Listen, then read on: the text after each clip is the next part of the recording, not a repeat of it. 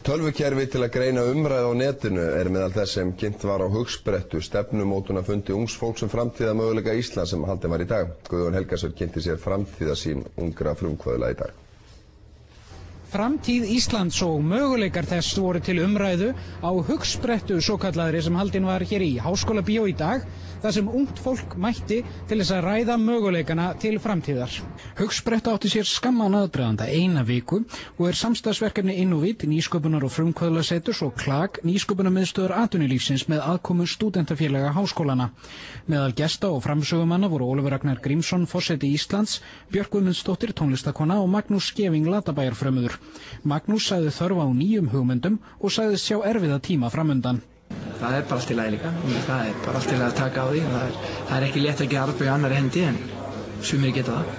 Hvort þessir frumkvöðlar taka arbeigur þannig skal ósagt látið, en í dag kynntu þeir þróunarverkefni sitt sem tölvukerfi sem keyrt á PlayStation 12. Við erum að rannsaka tilfinningar í texta, í gríðarlega miklu magni af texta sem við finnum á internetinu og erum að skoða hvaða álit fólk hefur á hinum ýmsu hugtökum eða fyrirtækjum eða vörumerkjum. Þannig að fyrirtæki sem höfðu áhuga á því að vita hvernig umræðan á netinu þau leita til ykkar? Það akkurat það sem þau gera og það rauninni það sem við erum að leggja áherslu á að fyrirtæki fái mjög fljótlegum hætti góða yfirsýn við það sem hvernig þeirra ímynd á internetinu og hvernig þeir geta tengt það við sín